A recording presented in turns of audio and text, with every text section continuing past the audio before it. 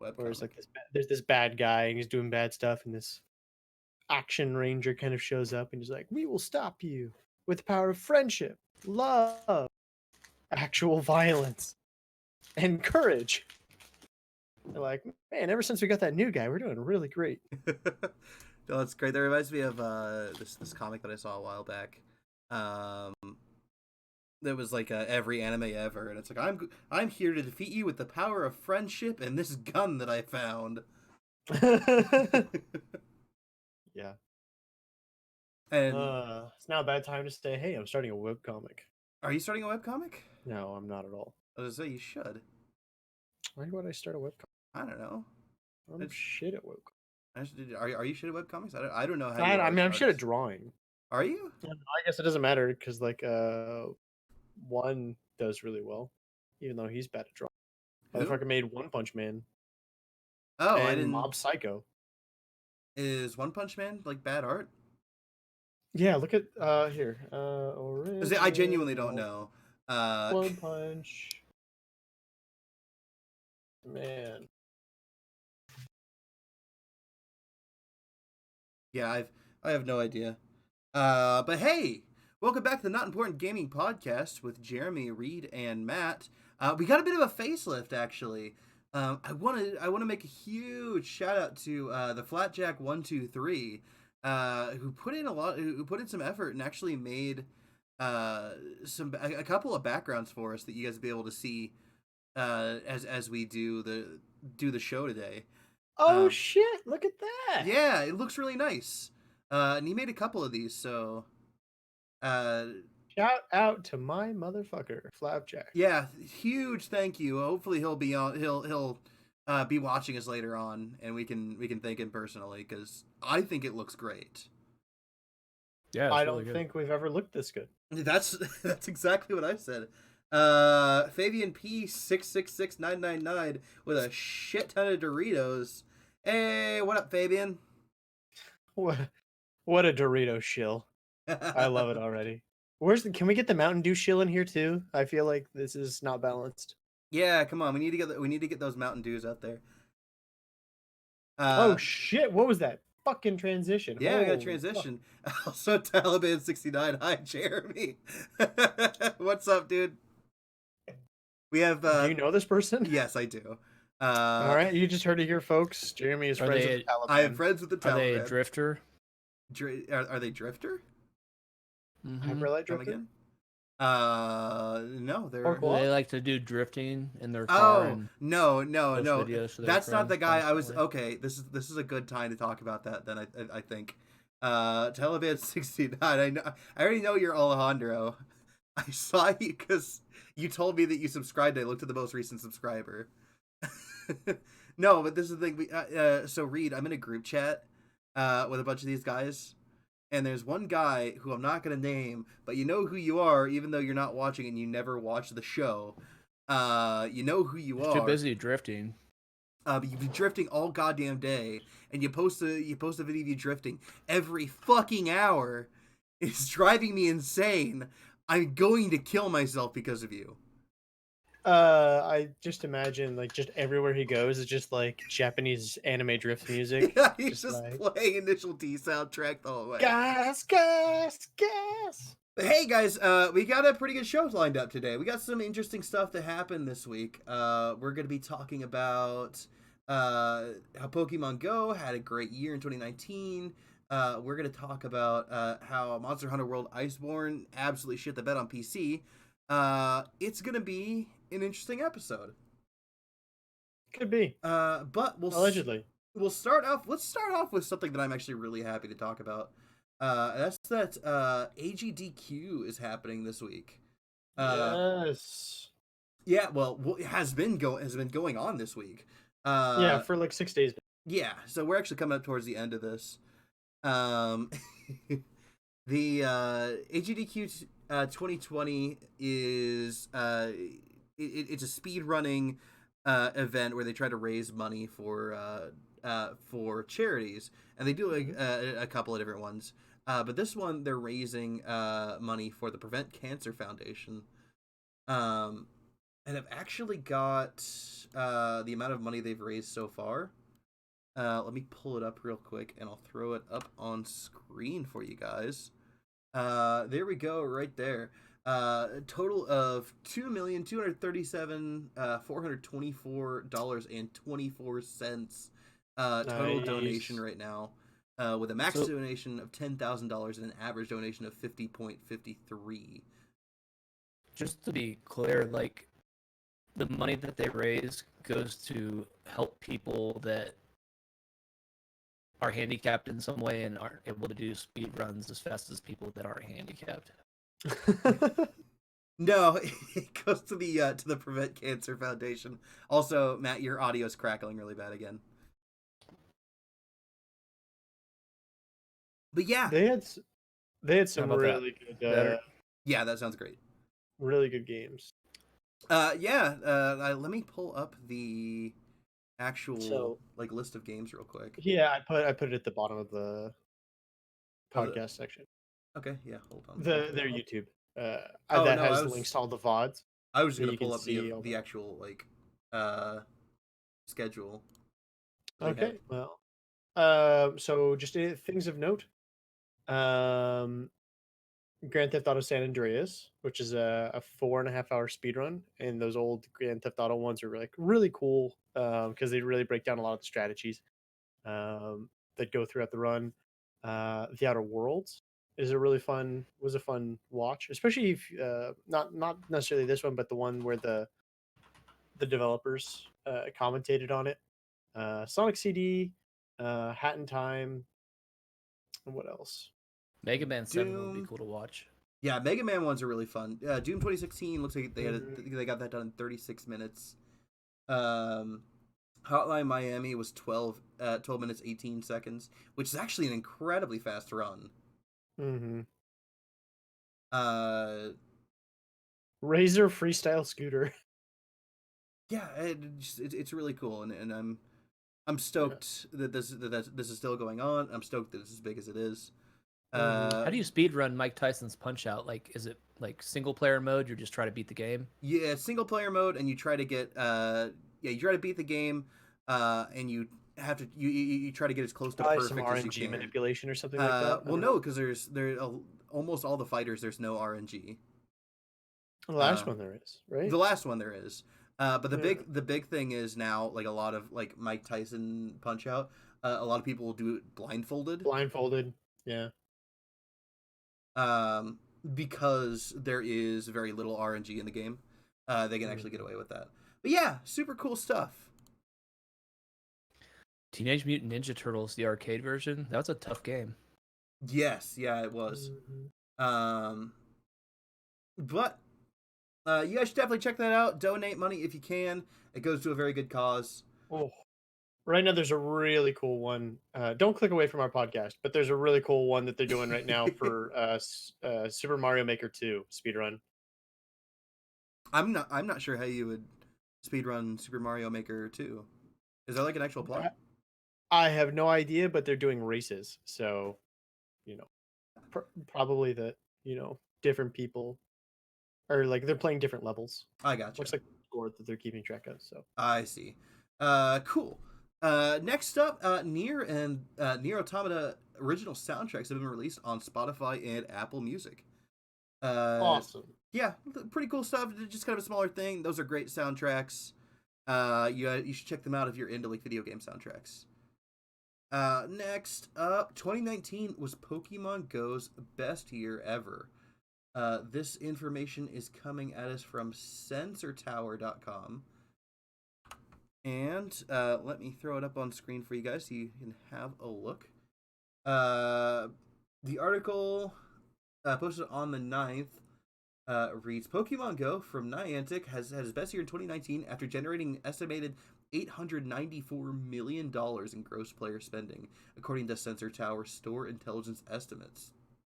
This marks the location-based mobile blockbuster's best year. It launched in 2016 when it grossed $832 million after taking the world by storm.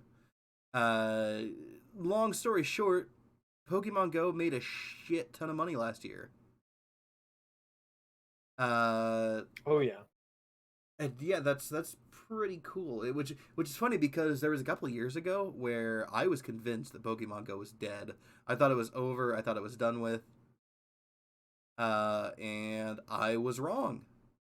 I mean, it may be a good thing and maybe not. I mean, it depends on the player base, in my opinion. Who is playing this? That's what I want to know. I mean, how do you mean? Like, what would be a bad player base to you, Matt?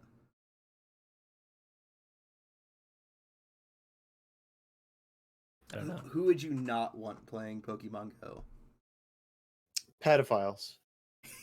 That's an easy one. You know what? I'm not gonna lie. I couldn't think of a single person that I didn't want playing Pokemon Go up until you said that. You've proven me it's wrong. not like other group events like that bring people together. So let's say 50 people. 50 is an exaggeration. So let's say I've seen like 20 to 30 people that have gathered together to play it, and they're out in the common area of public, like playing it. And it's just, I don't know. It throws me off a little bit. Yeah, a lot of people taking up space. So they're putting digital things into the public space. And for a few people, like 5 friends to be going around doing it is one thing, but when it's a large group, it like creates like, so who are these people that are cattling themselves into a large group to play? Cattling? Yeah, I'm not sure I follow. Herding. They become a herd of people. What the hell is that? Well, what's wrong with hurting people? Nothing. I hurt the ones that are closest to me all the time. Right. So let's say, like, okay, they put one in a hallway leading to a bathroom in a restaurant. You've got these 25 people trying to get to this I'm not sure what that noise was. And, you got this person trying to go to the bathroom, but, you got like 20 to 25 people in this hallway, all because they want to get this one thing from Pokemon Go. It's like...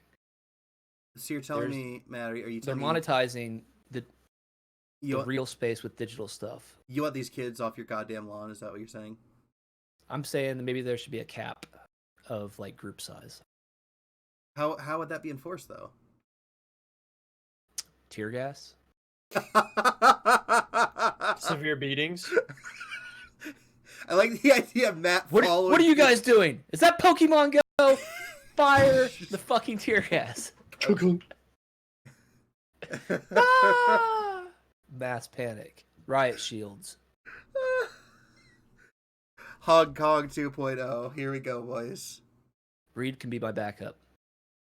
Yeah, sure, why not? Oh my god. Moving on. This here from Games Radar. Lucasfilm wanted Star Wars Jedi Fallen Order to be a very different game at first. The author is Connor Sheridan. This was posted yesterday. Star Wars Jedi Fallen Order finally lets fans play out their dreams of force-powered lightsaber duels in a modern video game. But Lucasfilm wasn't initially sold on the idea. Game director Stig Amusen explains that the latest episode of the AIAS Game Maker's Notebook podcast that Lucasfilm wanted his team to create a very different kind of Star Wars game. And though they stuck with their vision, he doesn't blame Lucasfilm for being hesitant. Moving a little further down, I pitched, hey, what if we do a game about Jedi and Force powers? And they were not super comfortable with that. And they kind of threw it back and were like, what about blasters and maybe bounty hunters? I was like, that's not the background of the team that we built. You might as well ask to start building a racing game at that point. I don't think anybody's really going to be happy with the results of that. What I came to learn and find out that for them, the Jedi is the holy grail. To make a game about Jedi, you've got to earn it. And there was a little bit of a little back and forth, but they could see where I was coming from, so they said, all right, we can start having a conversation about making a game about Force users, but not Jedi. And then the game comes out, and the name is Jedi, so obviously there was a big relationship that needed to be built there. I brought this here because I kind of wanted to talk about, like, what your thoughts are as to the idea of like a bounty hunters and blasters kind of Star Wars game. Well, we saw the trailer for, what is it, 1313 or whatever. Yeah, it was? there was a short gameplay clip for 1313, and that was the first thing that sprung to mind when I heard that Lucasfilms wanted like a bounty hunters and blasters kind of game. And I feel like that's the kind of game that Respawn would have ended up making if they were to do that. Mm-hmm. I think I think it would be a very different world if we saw that. It would be very, very interesting to see. Dude, after watching The Mandalorian, I would love to have a fucking bounty hunters and blasters kind of Star Wars game. That'd be dope. So it's We like Monster Hunter World, but Star Wars themed. No. Yeah, like no. it's like it's like The Mandalorian.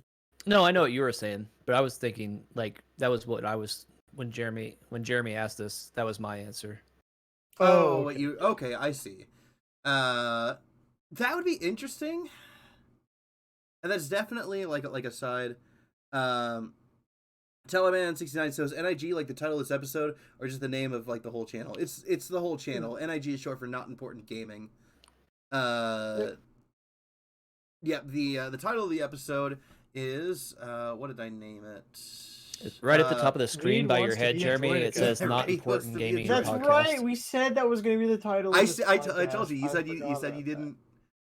You said you wanted that to be the name of the episode, so that's what I made it. that. Nice. Yeah. Um, We're going to be a Droideka really badly. you were so upset about that. I just want to curl up into a ball. Taliban69. Why that name though? Not Important Gaming. Honestly, because we sat down for like 3 days trying to come up with a name, and that was the first one out of the list that we had that actually was an available name. As far as Reid wants to be a Droideka, that's a reference to our last stream actually. Reid really wanted to play Droideka in Battlefront 2, and This close. I couldn't figure out how to yeah, he was never able to actually figure out how to deny. yeah, to actually get it in the 2.5 hours that we played. We didn't always play CIS. So anyway, but going back to what you said, yeah, Matt, I think that would be interesting because that's definitely like that's something that doesn't get explored a lot in Star Wars, but it is a thing that exists. Is like big game hunters. Yeah, and you're not always going after like monster creature types from Star Wars lore. It's characters from Star Wars lore, or just characters they make up. Like a Imperial soldier that went AWOL that needs to be brought in. Stuff. So like it's like that. Monster Hunter, but for people. Yeah, and So monsters. People Hunter. Taliban69. Well, I think your gaming is important. Thank you. I appreciate that. What was the llama looking thing that Luke cut open and crawled inside of? Oh, the Tauntaun. Mm-hmm. Yeah. Yeah, tauntaun hunting and stuff. Everybody knows they're out of control. See, I feel like wampas would be a more interesting thing to hunt, like the abominable snowman thing. Sure. What is that called? What? The snowball. The Wampa. The abominable. The wampa. So Wampa. Yeah, it's called a wampa. Oh. But hey, on the topic of Monster Hunter World, let's move on to talk about Monster Hunter World a little bit. Because Monster Hunter World Iceborne has reached mostly negative reviews on Steam due to crippling performance issues. Hasn't that been the story of Monster Hunter World since the beginning? For most people, they haven't had a whole lot of problems. I think that's a thing that's been exclusive to me. So I'll start off with this little bit here from VG247, an article titled Monster Hunter World Iceborne PC is deleting save files for some players. And looking here, some of those who jumped into Monster Hunter World Iceborne immediately after release found their save files are gone. Monster Hunter World Iceborne released on PC last night. Although the launch has been relatively smooth so far, some players ran into major problems. Upon starting the game, Monster Hunter World does a save file check. When this happens, some players received an error message letting them know that no compatible save was found. If you continue along, the game will create a new save file, immediately deleting the old. If you have cloud saves enabled for Monster Hunter World, the new save will replace the existing one in the cloud as soon as you exit the game. This caught many off guard, and it's not immediately clear what caused it. That's what happened to my nephew on his PS4 with Red Dead Redemption 2. He was like 75% through the game, and it just lost everything. Yeah, that sounds... The cloud and everything. Really shitty. Uh, so yeah, and that's this issue has led to Monster Hunter World Iceborne getting some pretty serious negative press. Um, Pulling up the Monster Hunter World Iceborne Steam page here, we can actually have a look at the reviews. Where it looks like it's since the time that our sources were posted, it's come up to mixed. But we can have a look at some of the reviews here as to what people are saying. Yeah, you see like a ton of not recommended. What's the graph look like? Does it have the graph available? The graph On the right side of the reviews, up where it says summary. summary. Sometimes you can click and show a graph. Display as summary, display as graph. Nope, Maybe. that's not available. Some of the most helpful reviews say months of delay for the PC release of Iceborne, and it still doesn't work on launch. Poor optimization, on top of which they added a bunch of anti-cheat DRM, 24 threads constantly scanning the game's .exe for mods and cheats, on top of Denuvo that bloats the CPU usage to the point of unplayability. There's already a bypass for it, so now cheaters can play the game fine while paying customers who may or may not have been using mods before to begin with are the ones negatively affected. Unacceptable. And I actually remember seeing a ton of threads on the Monster Hunter World subreddit when Iceborne came out, saying, "Guys, you need to get rid of your mods before the game comes out because it will tank your copy of the game, and it'll completely wreck the install file." So there was a warning. No, it wasn't from from Capcom. These are warnings from other players saying like, "Hey, presumably people who've already experienced it." Further, we're looking at warning: this DLC will delete your character if it's been too long since you last played. If you're going to buy it, then launch and save a pre-DLC game first. It's too late for me.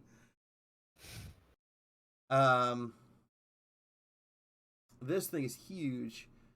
It's huge. But I'll kind of hit a little bit of it. My game used to run perfectly fine before the update. Now I've been playing for 6 hours and I managed to complete a grand total of 2 story missions. No, I haven't been focusing on side quests at all. I spent maybe an hour not doing the story. The rest of my playtime has been spent redoing the same story quests over and over and over and over because my game crashes right as I complete them. Yeah, it's not great. Denuvo and Spaghetti Code has made the base game, even the base game, unplayable. But Jeremy, people love spaghetti. Just not in their code. Yeah, Yeah, I mean, this is- there's a few positives. They'll drop Denuvo. Like generally everything drops. Yeah, Denuvo everything drops once it gets Denuvo at cracked first. eventually, right? I just don't understand why companies are even bothering with Denuvo anymore. Because the people at Denuvo are really good at selling it. I guess. I mean, that's the only thing I That's can the think only of. explanation I could think of. Yeah, so Monster Hunter World Iceborne having a rocky launch. And that's not super great for them. I like Matt brought up earlier, I've had some technical issues. I've had technical issues since it released on PC. Like I've had bad frame rate issues, and I'm starting to think it's like a CPU related thing because I had the same problem with Rainbow Six, where every once in a while Rainbow Six will just freeze up for me. Yeah. But I know other people have also had frame rate problems. What CPU do you have? I have an Intel i5 quad core, I believe. Okay. I think it's about what I have. Yeah. I haven't tried to play Monster Hunter PC yet, but now I'm terrified. Well, let's hit our last like kind of smaller topic before we move on to the rest of our big stuff here. This is just something that I found that I thought was really cool. This is a Silent Hill remake Unreal Engine fan project. Ooh, that sounds good. cool. Yeah, I'm really interested to see what this is. So let's throw it up on screen so you guys can see.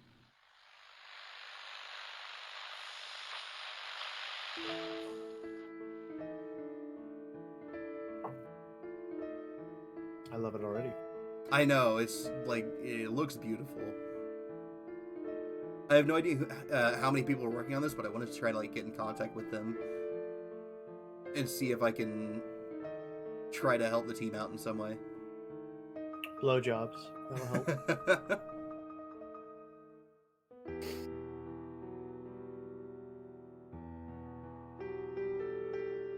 Although I am kind of worried that this is going to go the way of every other fan remake project, especially considering this is a Konami game initially. Yeah. Oh, right. Konami sucks dick. Yeah, Konami's bullshit. We've seen every angle of this diner Yeah. so It's a far. nice looking diner. So this is like an architecture game. We're learning every angle of the diner. No, they're showing off this is like the first building you go into in the game.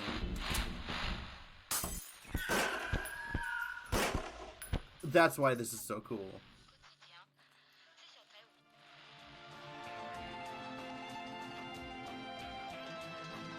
Well, good luck to them. Yeah.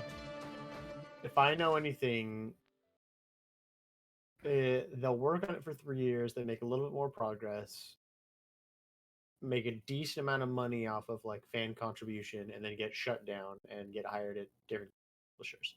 Top comment. You're such a nihilist. Top comment on the Reddit thread for this, or from Reddit user SkirkDK, or someone made a single room in Unreal and nothing else will ever come of it. It's really pretty though. Next response from Crisp and WSU. Lol, my thoughts exactly. They say for fan projects you should never announce them until you are 80% complete. This group or guy just made one room and hit the announce button. Hope he doesn't get a cease and desist.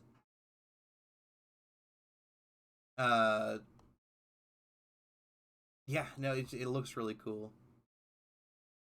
But this absolutely could end up tanking and blowing up in this guy's face. Well, that's how you know you've made it. That's When you've started a big project and it's completely died. Fair enough. They're gonna succeed. They're gonna make another room with things floating in it. Dude, they're gonna make the best looking second room. What kind of room do you think it's gonna be? A bathroom? Kitchen? I don't know. I'm fucking terrified. Another room. I can't take it. Oh, Matt. Ever the naysayer. Yeah. I'm gonna hype this game to the fucking mountaintops. I forgot. We need to get our Matt goggles on here, where every game is trash until Matt has played it.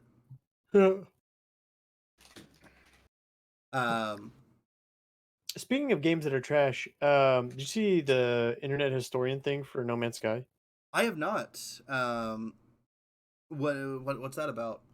He made a whole thing talking about the whole beginning to end of No Man's Sky. Hasn't that been done? You know, like to death? Not by Internet Historian. That's fair. I've a still fucking G. never seen an Internet Historian video. What? Yeah, never in my life. Oh my god. You're fucking missing out. I'm surprised. It's like right up your alley. Is it? It's like a dildo that's perfectly shaped for your anus specifically. As we all know, I have a very wonky shaped anus too, so. Listen, man, that thing is like fucking custom fit. That is like, I thought that's like your jam. Like how so? Like how is it? The tone of humor, the sort of edginess. Is it like Drunk History? Yeah. The shady dark history with 4chan, you know, it's like right there. That's fair. That is why I like the down the rabbit hole videos, is because it's basically 4chan history. I'm just gonna find a good short from from Twitch user Bryson Plays. My boy Jeremy. Hey, what up, dude? Yeah, I'm curious. Like, I want to see what this is about now. Dude, the Internet Historian is like pro tier. I don't want to watch like the whole thing, but no. I'm gonna find. Let's see, most popular. The Fallout 76 one is amazing. Yeah, but it's like 20. Well, there's a lot to say about it. While you're figuring that What out, would you say, the Tumblr DashCon or Rainforest? oh, dude, I love the Rainforest story. Bryson plays. I'll see you at work tomorrow. Yeah, I'll see you at work tomorrow, man. I fucking love the Rainforest. That's one of my favorite like cringe stories in the world. So you absolutely have to have seen this. Okay.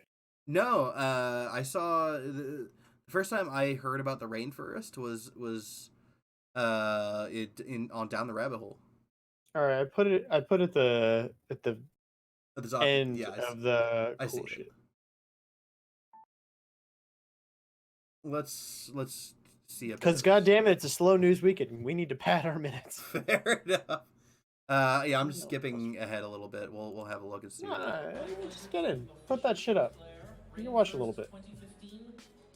Jesus Christ. It all started with a talent contest. That went okay.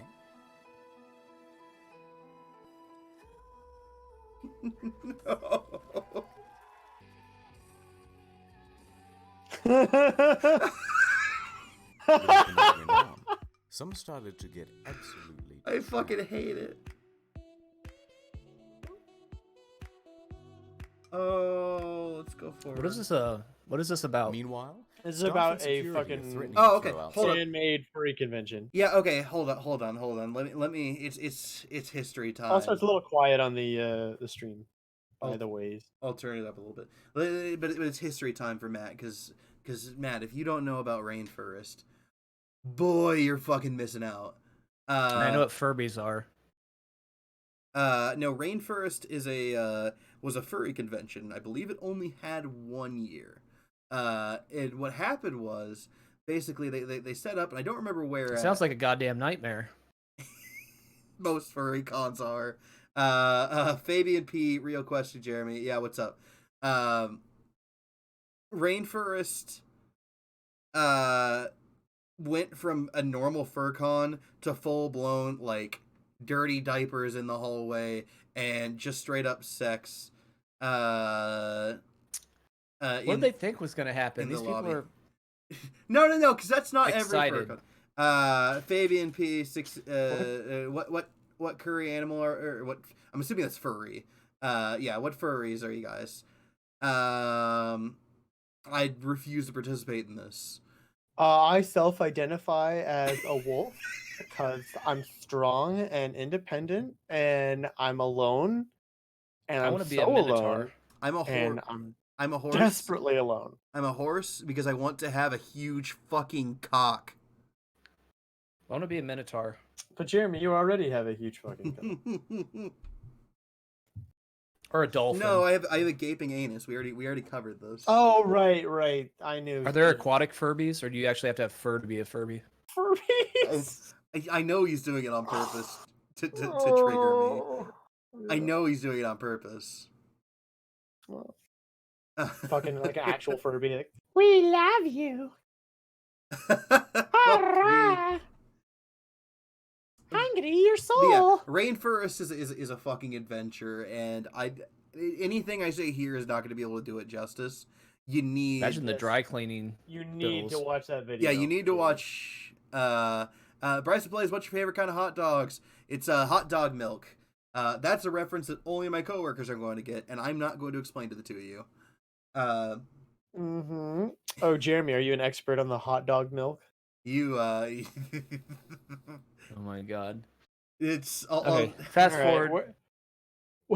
You don't- Oh wait, we've crossed the line. Matt's now uncomfortable. Quick, look away. No, it's grossing me out. Have you seen hot dog milk, Matt? No, but I'm trying to figure out what it is in my head, and it's really fucking with me. So I just need to get Hold past this. on. Early on in the morning, I like to go out with a little bucket and to find all the hot dogs out there, and well, I get down there with my little tweezers and just go to town, milking them. Boom! Hot dog milk. Turn it off. Turn it off. It looks like 3 old dudes in a sauna. Oh my god, turn it off. I can't unsee that now. Why, Jerry? Oh my god. Nay, Nay, nay, nay. Oh. Oh my god. This new year was supposed to start good. Not with me around. Nothing good ever happens when I'm fucking around. Actually cursed. Oh my god. Alright, let's get on to another story. This one I think might be an argument between me and Reid. Maybe you'll get lucky and he'll fall asleep. Maybe. Reid's been a sleepy boy all day.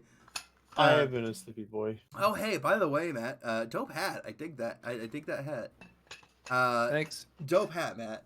Can we get some dope hat mats Can we in get the some chat, dope please? hat mats in chat? Bryce asking about donuts at work. I'm not going to talk about that. Platinum Games received an investment from Tencent, and it has the community divided. We got this information here. This is from Platinum Games official blog. Here we go. Capital alliance with Tencent. The company has received an investment from Tencent Holdings Limited and has formed a capital alliance. In this capital alliance, there is no change in the independence of the company, and the management will be led by the conventional management team. By accepting this investment, we will strengthen our management base, and in the future, we will work not only on game development, but also on our title publishing business. In addition, we will continue to pursue the creation of high-quality games unique to Platinum Games, with a view to global business development. We look forward to Platinum Games in the future, and thank you for your support. January 7th, 2020. There's a lot of gray area language in that. Kenichi Sato, president. A lot of gray area language. Boom Shakalaka 8989. If I mail you a hat, Matt, will you wear it on the podcast? Sure. Man, As long as it does not have hot dogs mixed with And milk. That's not the only hot dog milk thing that I've seen either. No, yes, it is. It's not. one. There's worse. Oh, is that Boom Shakalaka that said that? Yeah. Of course it is. I'll tell you what, you can take that hat and shove it up your hot dog. All right. Moving on to the story though. So I don't particularly like the idea of Tencent. Bryce plays. Why can't I see Jeremy's name tag? Because I'm fat and I'm sitting in front of it.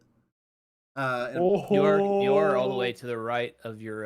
There we picture. go. That's kind of. But now I'm far away from my microphone. That's okay. No one wants to hear you anyways. That's. I'm joking. That is 100% true. I'm not sure why anyone's here. I'm joking. Yeah, if you stay right there, it's Remy. Now it's Emmy. Now it's Emmy. Hey, Emmy. But I don't like the president. This sets. You don't like the president? I don't like the president. Wow. That's a conversation for a different time. Sorry. How many times did they use the word management in that letter in different contexts? To be fair, Matt, that is translated from Japanese, so there might be some context. I use. Yeah, it's probably nicer now. It's probably worse in Japanese. I use Google Translate, like literally the translate feature on Google Chrome. So well, it's probably 100% accurate then. Yeah, it's probably like super accurate. But that's what we've got. But we've got JP Kellum's former creative producer had a lot to say on the subject. Actually, let me get all these links open here. So we can... I wonder how much influence Tencent has over these companies when they become a major investor. That's my problem, and that's what I don't like. That's what has me and I think a lot of other people nervous. But we'll have a look at what JP Kellums here says. Full screen that. This is crazy. Last night I had a dream about me going back to Platinum. About halfway through it, I realized I really didn't want to. And it just isn't the same place anymore. Today the Tencent thing drops. So that's kind of the start of what he had to say about it. So maybe it's a good thing that's happening. So I mean, he might be a bit biased though, because he was already out, right? Yeah, he was an ex-creative producer, so I don't know. but looking at further, he said lots of people have left since. He's replying to Certified Cup Maker. Try not to pry, but not the same place anymore. How? Like work environment wise, I've heard a lot about. I've heard about Crunch, but that's about it. And JP Killens responded. Lots of people have left since I have, but that's a natural. I hope the money lets them challenge new ideas. I like it when I was. I like it was when it started. When I left, the thing I feared most was Platinum Games devolving into a one-trick studio. Hmm. Yeah, I'm just gonna do this now. Then he responds to another statement here. Basically, there's this thread here. Tencent is going to want their money back, and I'm not convinced that the way they like to make money and the way Platinum likes to make games are wholly compatible. One of the times I hope I am very wrong.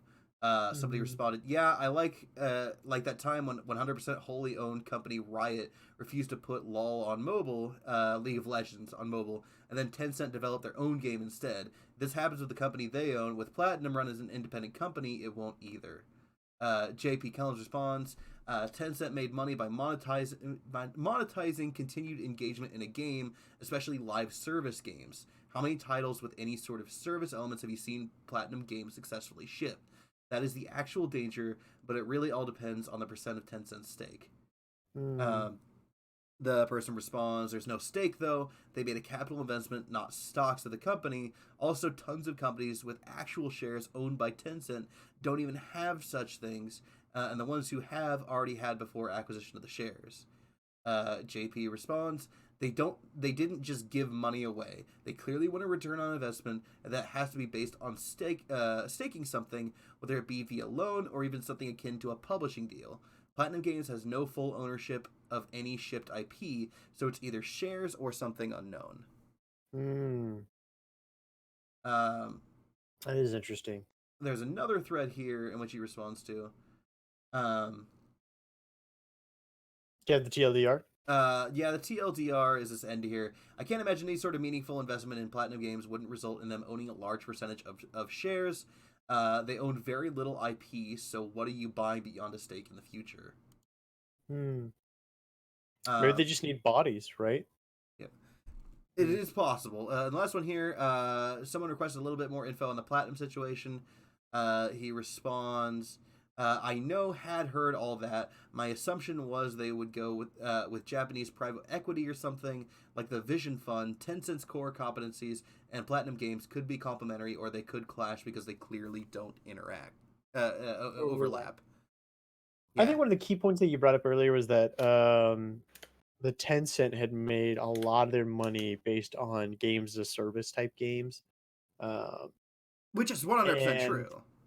And I could totally see, like, when someone wants to invest, they want to do like the Hollywood thing where they want to reduce risk and go with what's safe. And so they just do this very reductive idea. And so of like bringing gaming into this small bottleneck. And that's what he said he was afraid of, which is them becoming like a one trick developer. So which Tencent, or not Tencent, Platinum Games already kind of is. Yeah. But because they excel at one thing, and that's character action games. And now they've produced some games that have, they've made some games that have been very excellent and have really pushed the boundary. But they've always had that core of being a character action game at its base. Mm-hmm. And the thing is, character action games generally don't make good for live service games. Mm-hmm.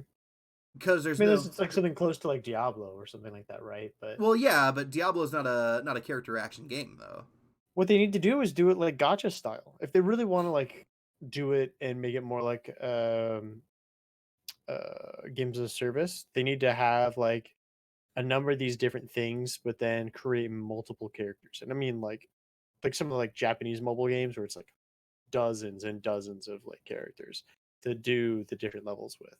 So or and make make that like a key component. So Yeah, but the big thing is the Tencent doesn't do not safe. oh yeah, no, They totally, I find agree. they find the biggest trend. So when it was Battle Royale, they invested a ton in PUBG, and they made their own Battle Royale. When it was MOBAs that were the big hot thing, they invested in League of Legends. Um, they don't make games to push the envelope and to be They make games to make money. Yeah, yeah, I get it.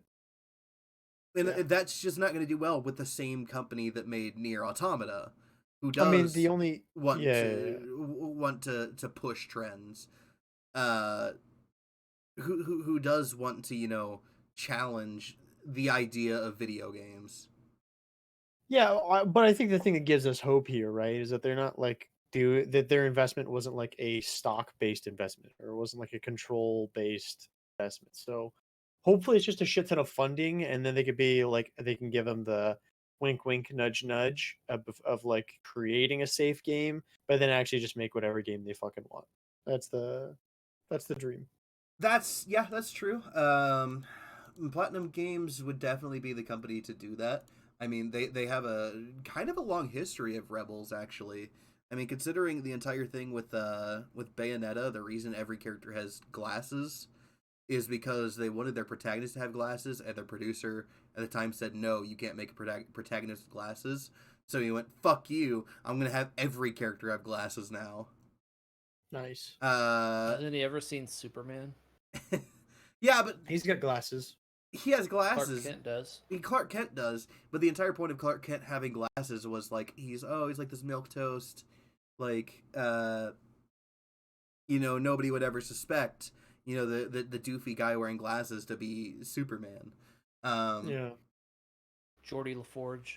But when you look at like video game protagonists, other than Morgan Freeman. Bayonetta, I can't think of any other character that like and Gordon Freeman, yes, not Morgan Freeman. No, Morgan Freeman. What about there's the not a guy whole lot of from X-Men that shoots the laser beam from his eyes? that doesn't count. I I can't think of many characters that wear glasses, and that's because that part of that does have to do with the viewer's perception of like our perception of people who wear glasses. Like glasses are not viewed as a strong character trait. Really? They're not. See, for somebody like me, when I see people wearing glasses, I think it is a strong character trait. How how so? Most of the people I know that wear glasses are. And this does obviously is a generalization, so, and I have no statistics to back this up, but most of the people I meet that wear glasses, to me, it seems like they're pretty intelligent. Well, yes, but you're not. I agree. It makes your character seem intelligent. Usually, they'll have the smart guy supporting character wear glasses, like your Otacon type characters, who are meant to be the guy in the chair. Yeah, it's because the general masses are stupid and they can't relate to somebody with glasses.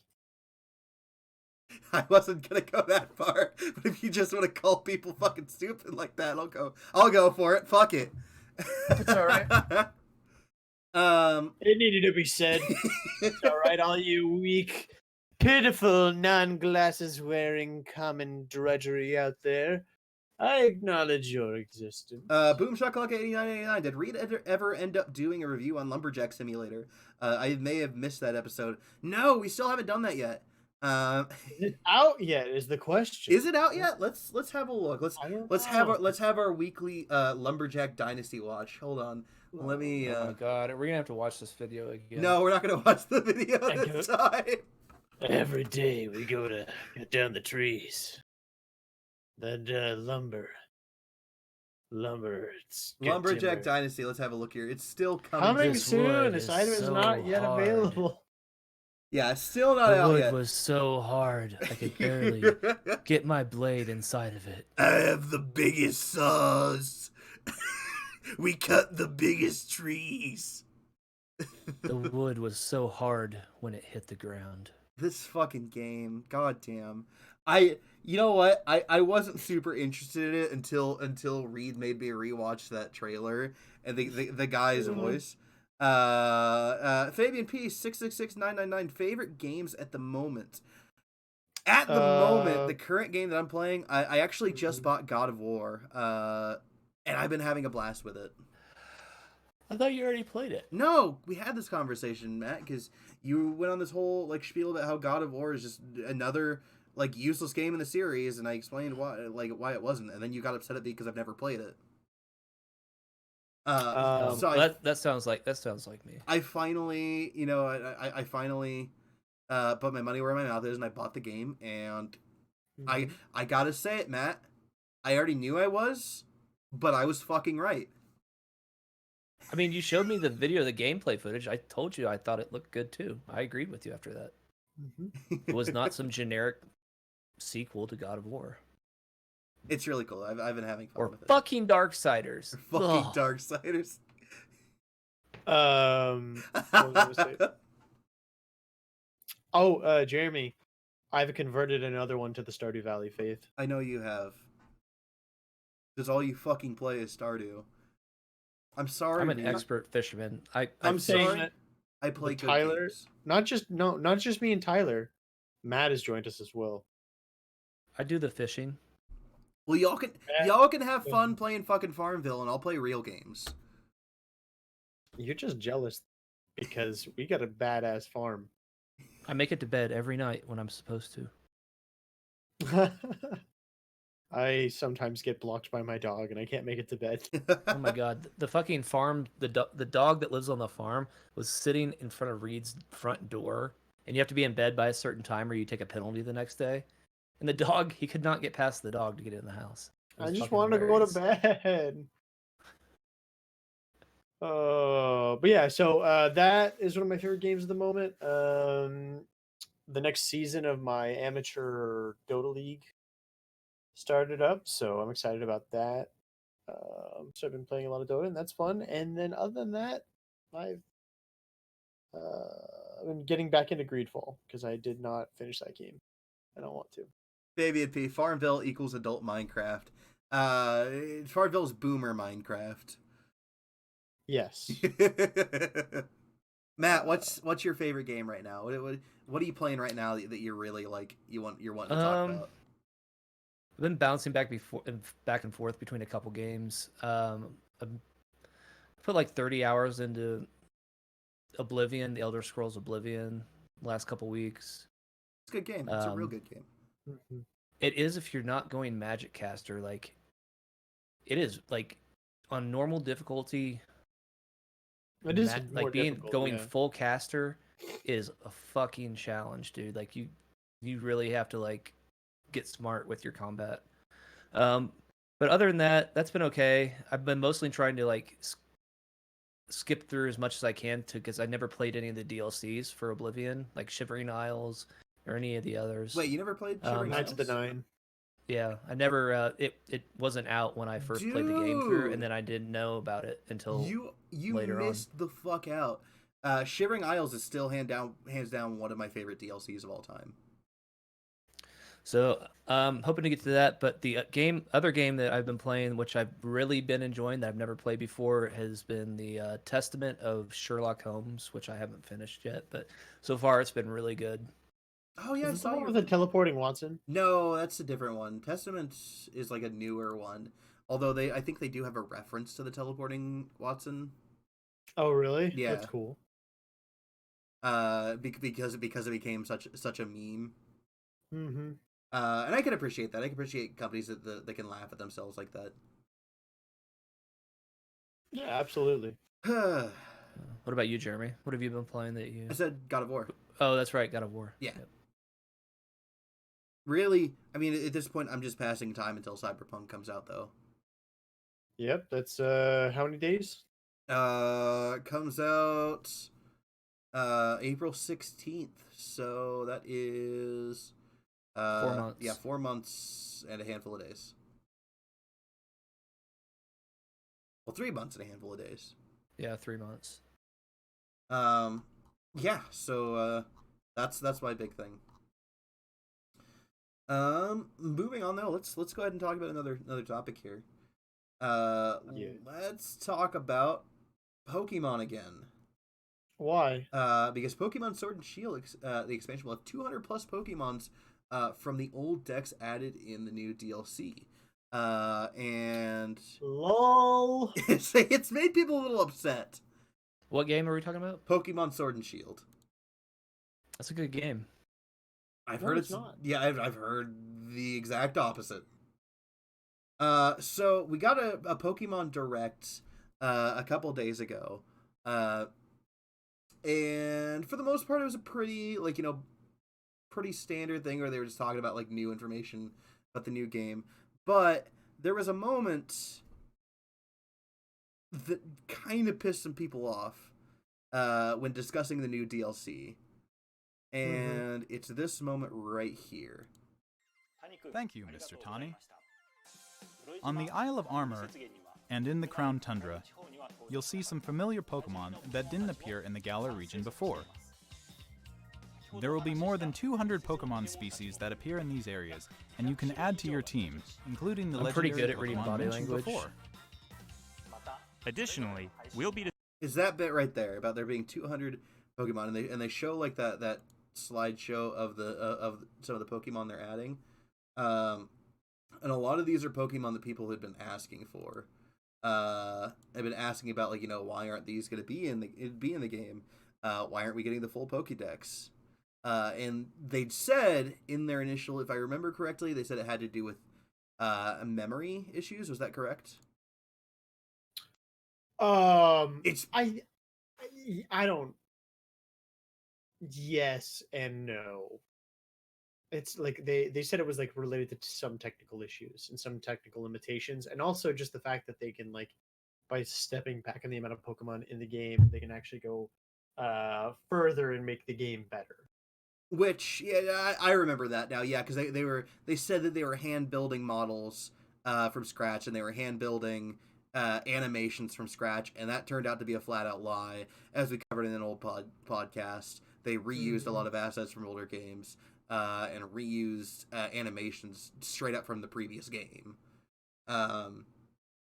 If you copy and paste something, does it count as building it? And the cynic in me wants to say this is why they were doing it. So that they could turn around and they could sell you 200 Pokemon in the new DLC for, as you can see here on the Pokemon Sword and Shield DLC page, $30 for the expansion pass. And that's the only reason I can think of why they would do this. I don't know. If you guys think I'm on base, please tell me, though. The devil's advocate in me wants to say no, but the realist in me says yeah, it's probably it.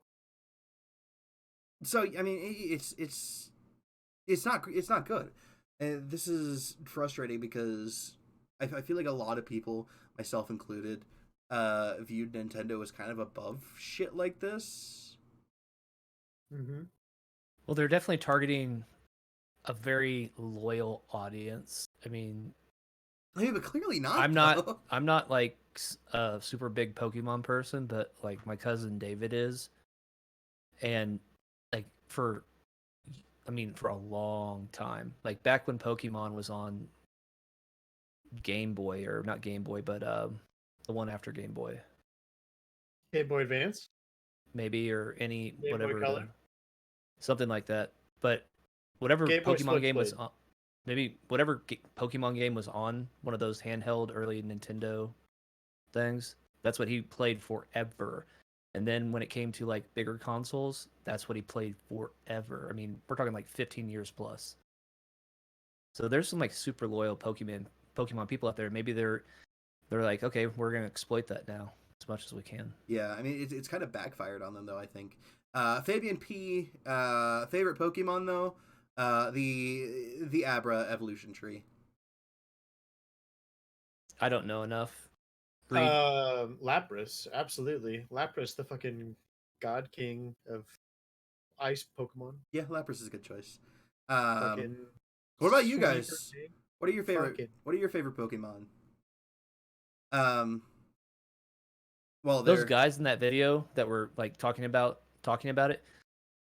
I mean, I was reading their like facial expressions and body language and things that I look for.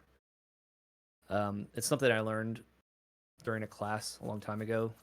You look to see if the eyes match up with the lower facial expressions and the lower body language, and if what the eyes are saying doesn't match what the lower body is saying, including the mouth and like muscles in the face, they're Hold it either up, really Jamie. I unhappy wanna to see be it. there. They're really, really unhappy to be there, or they're being coerced into saying it, or they just like forced to say it. Like they didn't want to do it, but somebody who tells them what to do for a living said, "You guys are going to do this." Let's see how yeah. how Let's They have almost a, look sad. trade. let's have a and- look. and- Let's see. Thank you, Mr. Tani. Like those guys look sad. On the Isle of Armor and in the Crown Tundra, Like the guy who's you'll talking see now, some you see his familiar eyes, but Pokemon look at that his didn't mouth. appear in the I Galar think he's region reading a before. teleprompter. Yeah, he's reading a teleprompter. Right. There will be more than 200 Pokemon But why is species he that appear sad in while these doing areas, and you can add to your team, including the legendary No, he Pokemon looks mentioned focused before. and determined. Okay. Like a Additionally, strong. I mean, it's we'll certainly be distributing subjective. free updates for Pokemon Sword and Pokemon Shield that will coincide with the release. Yeah, I feel like that your method applies far more to like personal interactions than it does to acting. So those guys were acting. Yeah, you're saying. they're actors. Their job is to come in. No, those are actual developers, right? Oh, were those developers? I may be wrong about that. That's generally how like Nintendo does. I mean, I don't know who the fuck those guys But were, they- but But they're coming in. They're doing a that's job. generally how.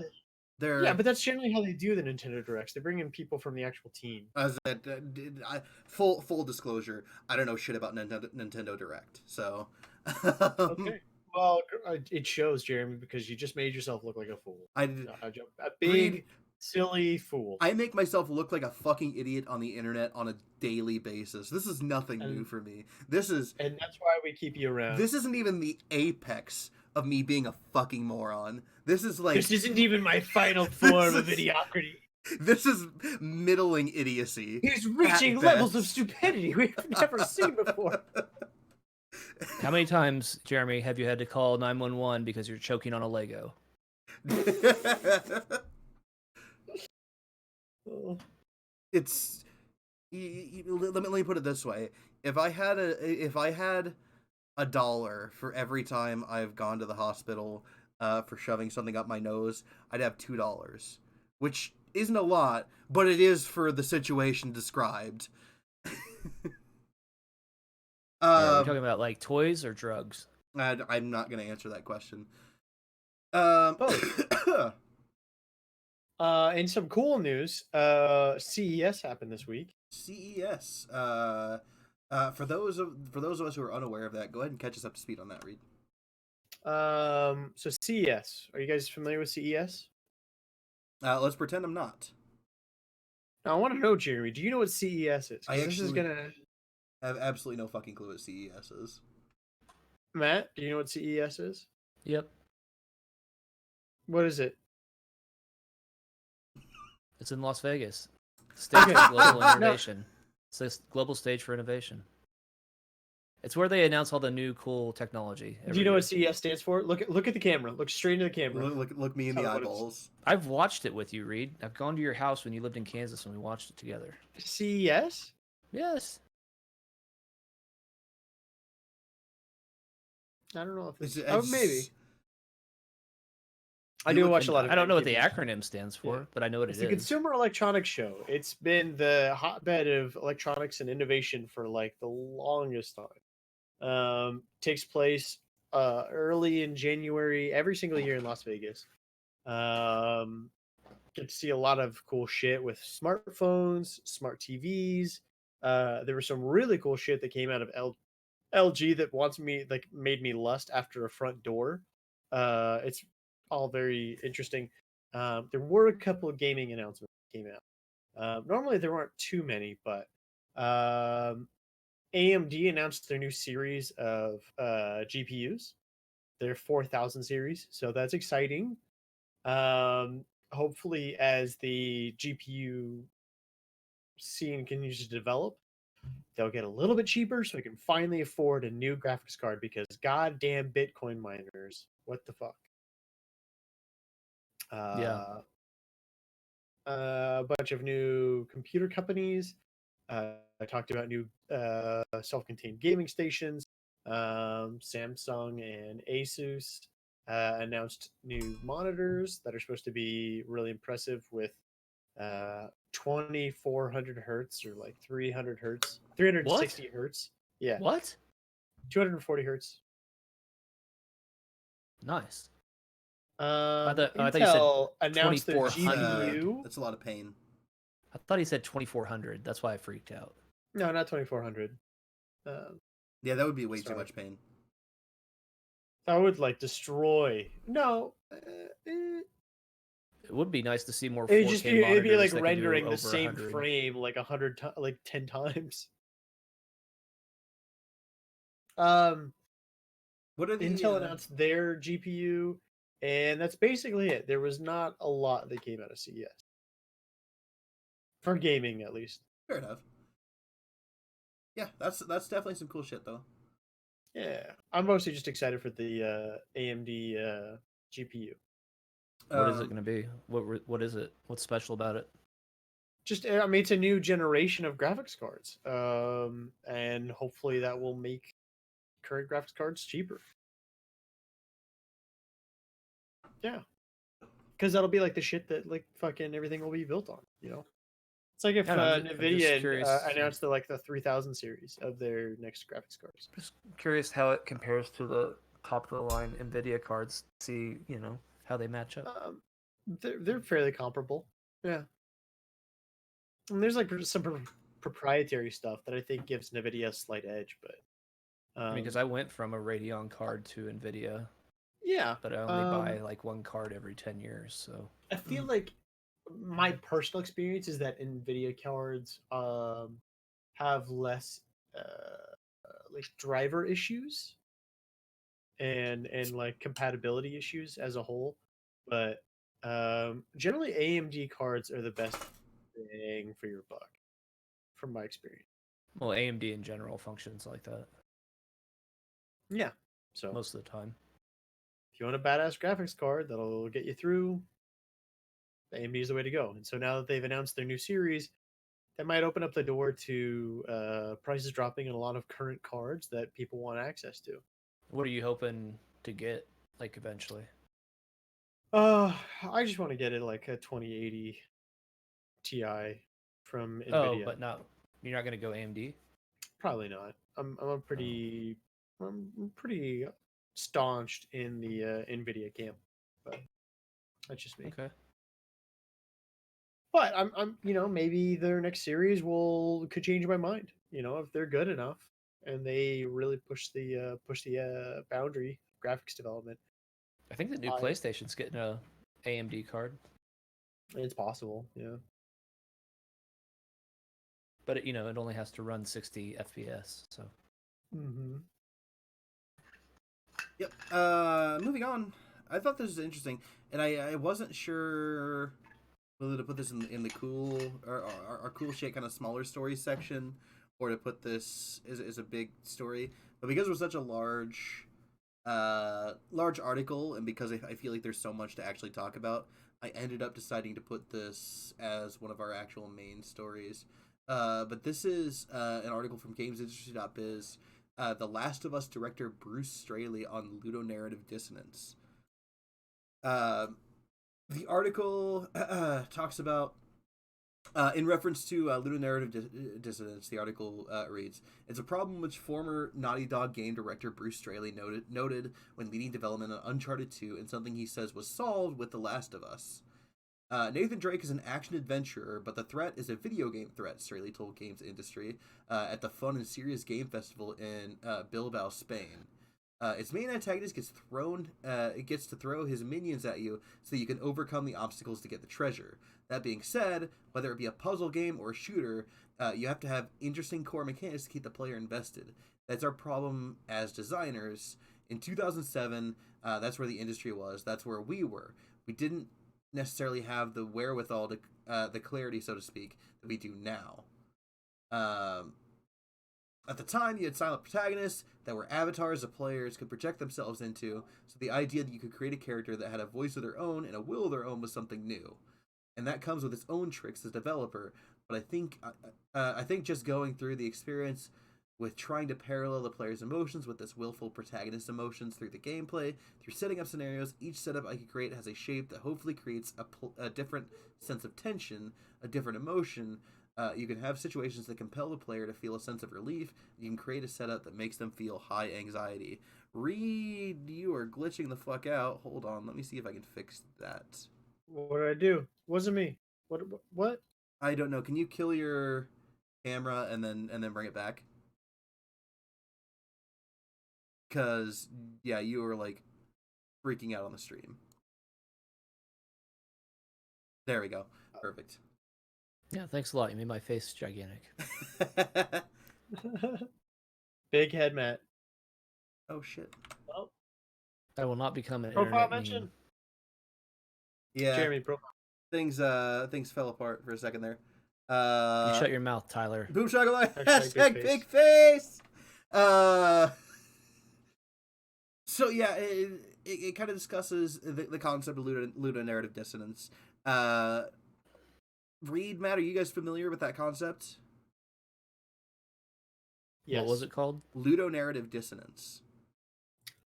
Yes. Yes. I've done it at least twice in the bedroom. It took a little bit of preparation. Probably not worth it. The idea, okay, so for those of you who are unaware, the idea is basically that, as a character with a lot of personality, somebody you could see in the real world, being like a normal human being, doing kind of video game type things, killing a lot of people. The example they bring up in this article is Nathan Drake. For those of you who are unaware of Nathan Drake, he's the main character of the Uncharted series, and he does a lot of like wisecracking, joking around, just generally treats the murder of hundreds of people as if it were a stroll in the park. As it is. As it is. So the thing is with video games is you have to try and you either have to find some way to justify the aggressive amount of murder in a game, or you have to hope, and generally it works out fine, that your players are not going to notice, hey, this guy who's supposed to be a fun-loving dude is actually a horrifying murderer. And that's the general idea. There's other things. Basically, anytime you notice something that's very video gamey, in what is supposed to be an otherwise realistic world, that's an example of ludonarrative dissonance. It's the narrative and gameplay not lining up. Is that Grand Theft Auto? No, because No, you said the narrative doesn't add up with the gameplay. Yeah, the narrative doesn't add up with the gameplay. The Grand Theft Auto has the benefit of just in general being a pretty fucking violent world, so you going on a shooting spree doesn't feel out of place. Also, I feel like there's a very hard line between how you're supposed to act in campaign missions versus how you act outside of campaign. Mm-hmm. Because it's almost like inside the campaign missions, there's like a canon, right? And everything that happens in those missions is what is, you could say, integral to the world of Grand Theft Auto. That's something that's common thread through everyone's gameplay, and that's lore that you can then reference from a later date. The time that fucking butt sex 420XX went into the military base and stole a jet and used it to fly straight up some hooker's snatch. That I think is not canon in the Grand Theft Auto. But that is an example of ludonarrative dissonance, though. I mean, So it kind what of about, is, but it isn't. But I feel like in those campaign missions, it's very reined in, and I feel that the characters act absolutely like what is going on in the game. Outside of that, like during the free roaming sections where you can explore the world, that I think is when it comes in. Mm-hmm. when that guy speed runs the Outer Worlds, would that be considered what we're talking about? Kind of. The fact that it's possible, yes. Like he makes his he makes his character like extremely unintelligent, and then just like, which allows him to like fail a ton of checks and just speed run the game, and he doesn't like actually play the game. He just like runs through it. Well, Well, but it's yes and not no, really, because the dialogue, because what this is talking about is like game design, right? yeah, So, it's a. I'm sorry if this is like super dry and boring for a lot of people. But, uh,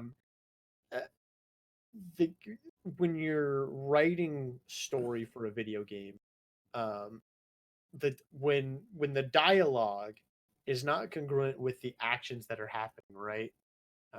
That's when you get what Jeremy is talking about. So what's another um, example? Not I think necessarily from player gameplay, it is from creator, from the narrative perspective. I understand the I concept. I'm think just trying to think of other games the where best example I can come up with is the reboot of Tomb Raider.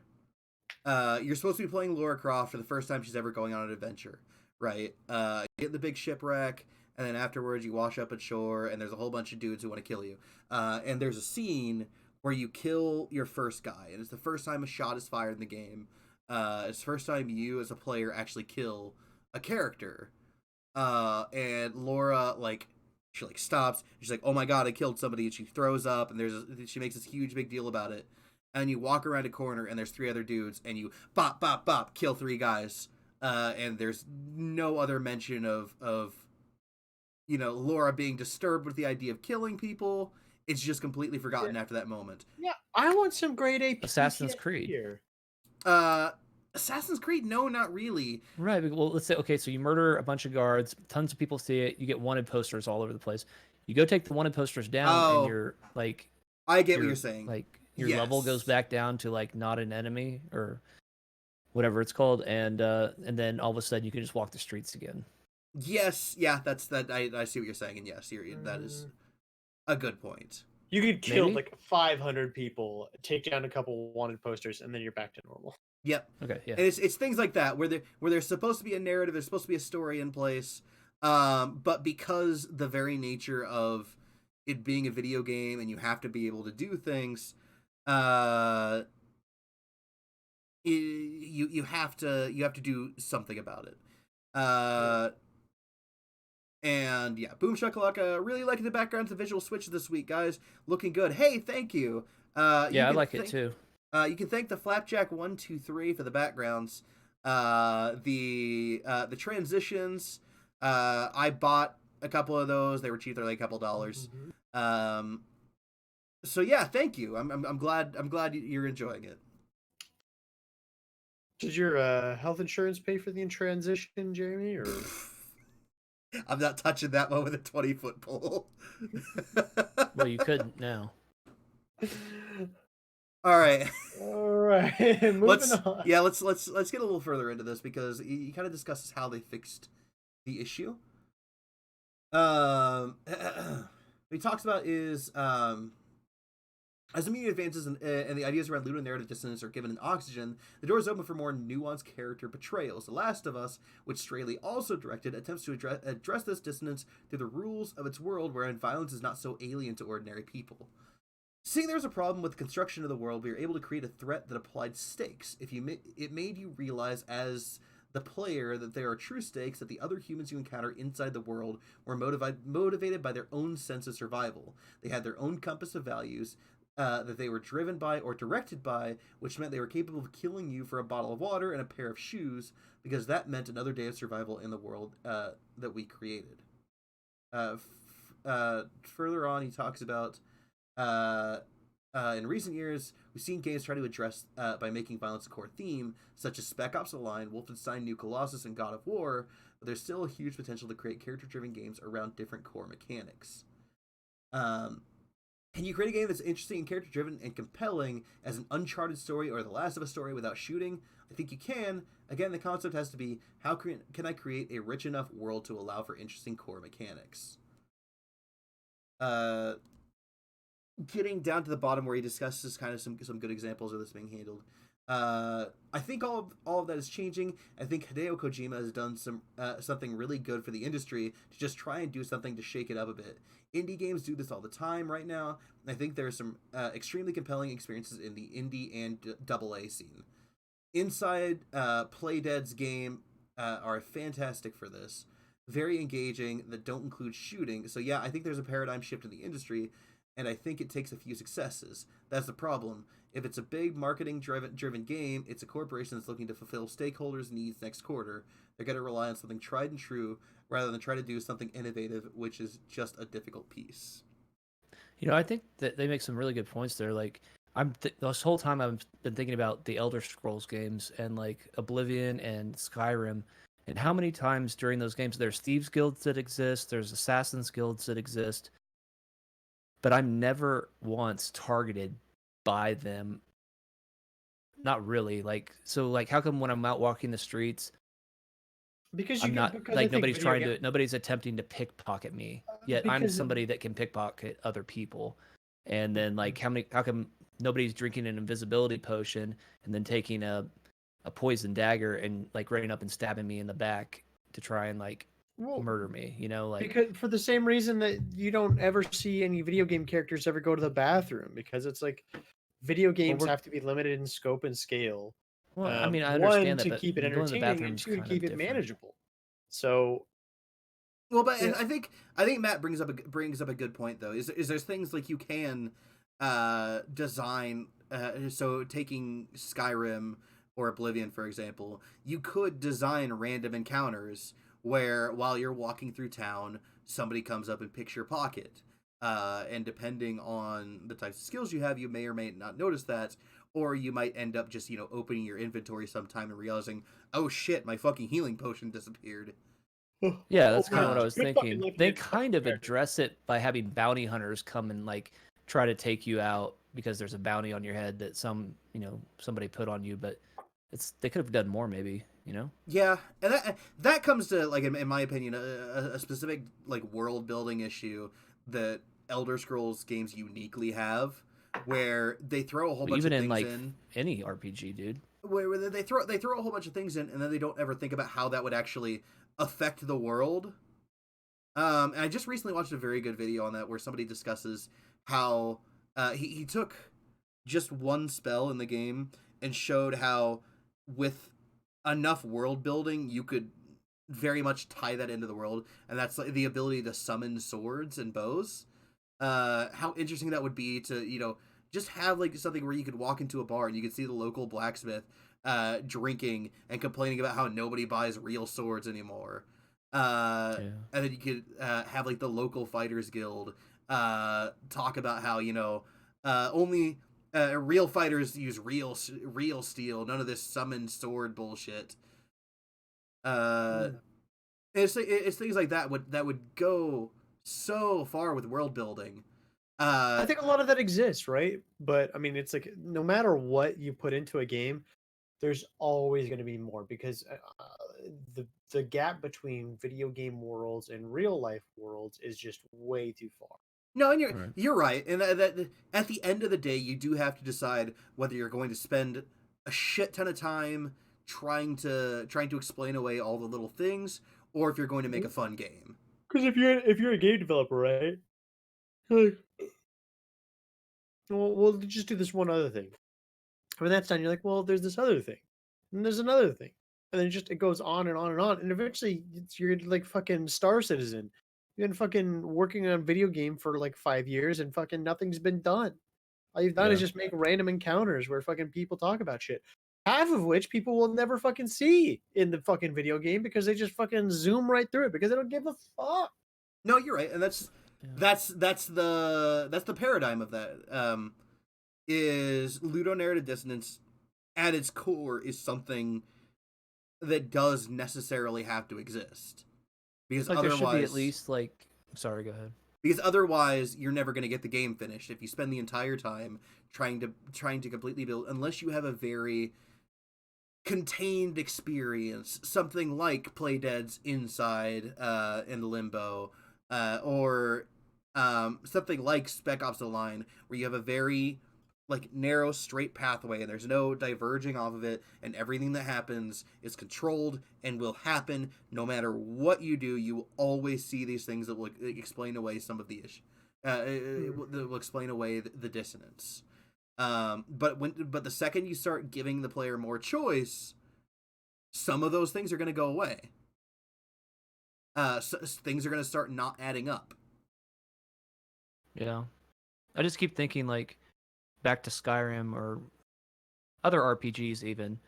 Like, Thieves Guilds and Assassin's Guilds, I keep going back to that, but, like, I walk through cities, and just because there hasn't been missions made for me, there should be, like, at least one person in that town has died or been killed or got murdered during the last, like, 6 months in the game. But nothing. It's like nothing happened. Yeah, trust me. And then, like, somebody should have been robbed, and you should hear the guards talking about But then it. Just because there's not a mission for me, but there should be something that's like. But think of all the work and the framework that then has to be supported by that, right? For there to be There's some audio dialogue. Okay, so just people talking for there about to be it. somebody who's been murdered. It doesn't even have to be somebody that has a house in town. They could just be talking about somebody that got killed, right? Yeah, no, I'm with Mal. Sorry, Reid, I didn't mean to I'm with you to a certain degree, Matt. I feel like there is something to be said for the lack of micro world building in Bethesda games, as opposed to Bethesda very much likes to focus on the macro world building, on the gods, the overarching like war that's going on, the big story that's going on, but they don't spend a whole lot of time thinking about the little things, how these spells would affect the world, how the knowing existence of an assassin's guild, and yes, no, not every single town is there going to be assassinations all the time, but outside of joining the Assassin's Guild or Thieves Guild, you really don't feel the presence of them that much. And there are little things you can do. You don't have to spend, building a unique encounter every single time, but just building an example, seeing somebody like just adding a small thing. So every once in a while, when you're walking in one of the more crime-ridden cities, you hear somebody say, "Help! I've been pickpocketed! Guards! Guards!" And you see somebody go running away. It wouldn't take that much effort to do something like that. And yes, you're right, Reid. If you spent time to do every single one of those, you can come up with something in a game with that much scope. But I feel like it's underdone in the case of Elder Scrolls. Everything just feels really static, and the only things that change are the things that you do. What do you think, Reid? Because I didn't mean to cut you off earlier, but like, why do you think it would take so much more work to do that stuff? Because I think no matter how it's implemented, you can't implement it to a point where realism gets fully satisfied without creating mountains of just framework that needs to be built in order to support it, right? So it's like the idea of like you go to a town and someone's been murdered, right? Well, what level can we get it to? Well, that's the question, right? It's like without, I mean, it'll never be perfect, right? Well, and it's not even that. And it's like it'll never. Some people are always going to be dissatisfied. So there's no perfect level. It's like whatever is the perfect level for you and for the developer. The developer wants to err on the side where they can satisfy most people's the majority of their player base's need without investing too much money. And so people who might be a bit more invested, like you or I, can pay more attention to the details of the world, might be less satisfied. But it's something that we just kind of have to live with. So is this where the modding community comes in? I mean, basically, yeah. The modding community does quite a bit for. At this point, I don't even bother playing Skyrim unless I've installed some sort of random encounter mod to try and break up some of the tedium. Right. So yeah, for something like the specific example that you brought up, Matt, yes, modding is the answer. But going back to what not all games are moddable. Not all games are moddable, but also not all games are massive open world games, which means the more contained your game is, the more you can work on your own as a developer to rectify some of these issues. Right. So something that's what's the right terminology? Asymmetrical and linear. You don't have to worry about it as much. Asymmetrical is absolutely not the right word. Okay. But linear, linear? yes. The more, yeah, just in general, the more linear your game, the less freedom you give your player, the more you can, fill in the gaps. Linear being like Call of Duty campaigns or something like that. Yeah, Which is why they're so enjoyable, maybe like the single player campaigns in those games. Yeah, because they're very contained. they're very contained. They're more fleshed out because they don't have to take into account so much player agency. Yep. It just kind of depends on what you're interested in. It's more curated, right? Yeah, it's not the But not the single. It's more curated but less flexible. Yeah, it's not that these stories are better. It's not that they're like objectively a better experience. I wouldn't I joke about like blah blah blah. This game is better than Skyrim or that, but that's not like a fair comparison. Skyrim calls to a different kind of gamer than The Last of Us does, and maybe there's some overlap. I recently played What Remains of Edith Finch, which is very linear. Like it's the definition of linear almost. Like you don't have a lot of choice. Like you feel like you do when you first start the game as you walk through the woods up to the house, but once you enter the house, I mean, and even going through the woods, like you really only have like a certain, you can veer off into the woods and take other paths, but they all take you to the house. Yep. And then once you get to the house, you're in the house for the rest of the game for the Gives most the part. illusion of free will. But the writing was so good that I didn't care. Yeah, which is fine. It's not, and it was a saying that- simulated story. I didn't like really have any actions. There's no way to fail the game or die. So I'm pointing and clicking my way through the game as a simulation. It's not even like really any puzzles in it, but the writing was so good that I didn't care. So I guess that speaks to the point of like good writing. You can get away with a lot of stuff without like putting in a lot of extra like technical work. Like Yeah. graphic, like I don't know, like encounters and fighting and stuff. Good writing can really, for some people, carry a game. Yeah, like I say, just in general, I don't want to get too far into it, but there is in my class, in my game design classes, we talked about how there's in general 4 basic types of players, and each kind of game is going to call out to a different kind of player. So you just kind of have to think about which one of those types of players you're targeting, and then focus your game on that. And certain types of games and certain types of players, it just lends itself more to solving ludonarrative dissonance problems than others. And some developers just don't fucking care about ludonarrative dissonance problems, and that's fine. That doesn't make it a bad game. That just means they're more focused on creating a more solid gameplay experience than they are a narrative experience. I don't know what else. That's a really good topic. I never thought about this stuff. Yeah, it's one of my favorite things to think about in the gaming space, and it goes back to a lot of my favorite games do a very good job of answering these like ludonarrative issues. Like the example they give in the article is why am I blanking on this now?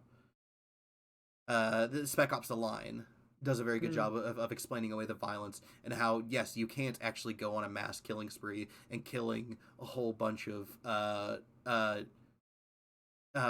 U.S. soldiers and not suffer severe PTSD from it. Yeah.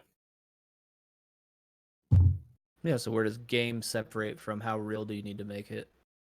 Well, I mean, you also have to look at what your game is meant to be, right? Like, is your game really built around a story, or is your game mostly built around gameplay that has story attached? You know what I mean? Yeah. I feel like Skyrim is an example of gameplay first, story second. Yep. Obviously. Well, and we could talk about how healing and not suffering like permanent, like, yeah, your leg healed, but you'll never be really the same because it was snapped in half, or somebody beat you to death with an axe almost, but you barely like survived, and you healed yourself to 100%, but now magically you're completely fit again. You know, Mm-hmm. so Boom healing would be a shakalaka. big one. Yeah. Boom shakalaka in the chat. Reed, how do you make your mustachio look so good? And should I grow one? I can't picture Tyler with a mustache. You just have to grow it out, be just committed, just get it super long, train it for like 2 or 3 days with a lot of mustache wax, and eventually it'll take shape for a week or so. And yes, you should grow a mustache because everyone deserves to look beautiful, except for Jeremy, who can't grow it because he's weak. Liam Cash 10. Want to become famous? Buy followers, primes, and viewers on followitbot.com. You guys want to buy some fucking followers? Head to that website. Fucking bots, dude. Hey, thank you for deleting that. Good work. Tyler, Woo, if shout you out to the if mods. you just like get a fake mustache to try it out, because I'm having trouble picturing you with a mustache. Can you like send us a picture with you with a mustache from like the past? Well, I think we've talked about this long enough, but we did talk about Bethesda quite a bit. So why don't we cover this next story? Matt, this was your story, so why don't you take the lead on this one? There's been a lot of Fallout 76 drama, like usual, but Bethesda came back from Christmas break and started the new year by rolling out some updates. Yeah, we got the Fallout 76 Wastelanders update. What do we need to know about this, Matt? Basically, they postponed the Wastelanders DLC update launch to an undisclosed time in 2020. I'm guessing it's probably going to be sometime first quarter, but it could be longer, I guess. And what they've done is they've launched a test server, and they've said that anybody who wants to can throw their name in the hat that plays the game, and we're going to select 100 people from that hat, and those people get to play on the test server and try to find exploits, problems with the game, things like that. And then Bethesda's going to work with them to get it fixed.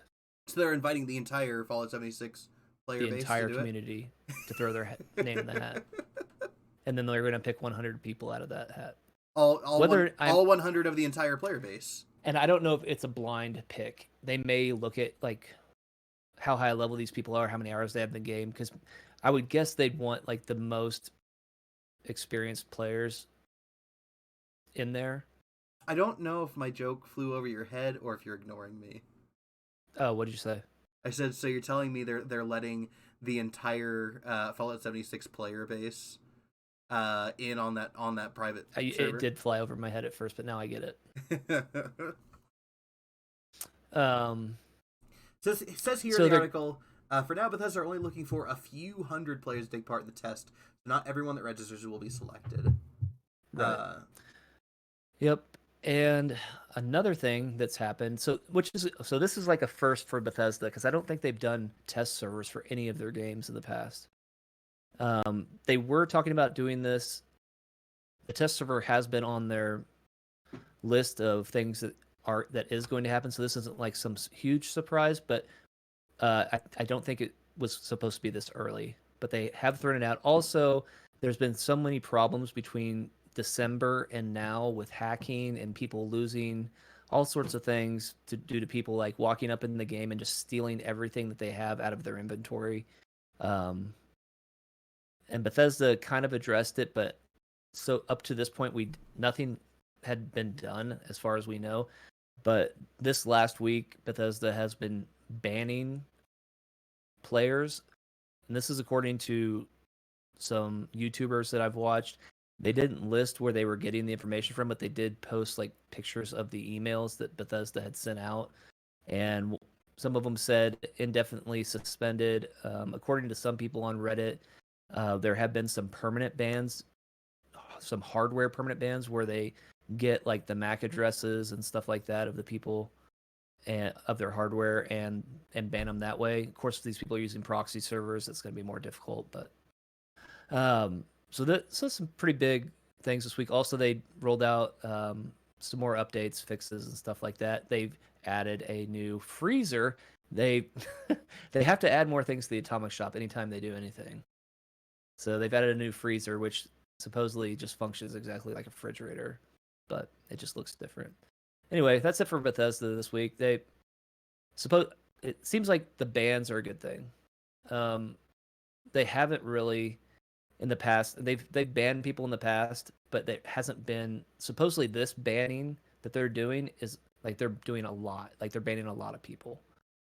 So we'll see what comes from that. We'll probably get more actual like factual like hardcore fact here in the next couple weeks. But as of right now, that's all I've got. Yeah, I obviously I think adding a testing server is probably the best thing they can do right now to try and make sure their update rollouts actually fucking work. But I feel like Here it is. Oh, there's the part where Jeremy bitches and moans about Fallout 70. well, all I was gonna say is I feel like at this point it's too little, too late. Okay. You're trying to resuscitate him, but he's been dead for weeks. Like, I don't have a whole lot to say about it. It's like taking a defibrillator to a bunch of like rotten hamburger meat. Yeah, it's done. It's over. Oh. You're not fucking saving it at this point. I forgot one thing. There is a rumor circulating the internet that is supposedly not true, but it is circulating that Sony, who owns Bethesda? I can't remember. No. Who owns Bethesda? ZeniMax. Right, ZeniMax owns Bethesda. Oh. There's a rumor circulating the internet that Sony is buying ZeniMax and Bethesda. However, it has not been confirmed by anybody. Right now, it's just a rumor. I have a very hard time believing that. Oh, I could believe it, right? Sony's got the money. Sony's got the money, but I don't see ZeniMax selling to Sony. Is why I have a hard time believing that. Well, I mean, I do, right? If you're a board There's a lot of member speculation or an against investor this being to true. ZeniMax and you get a huge fucking payout, that's a huge return on your investment. Yeah. Yeah.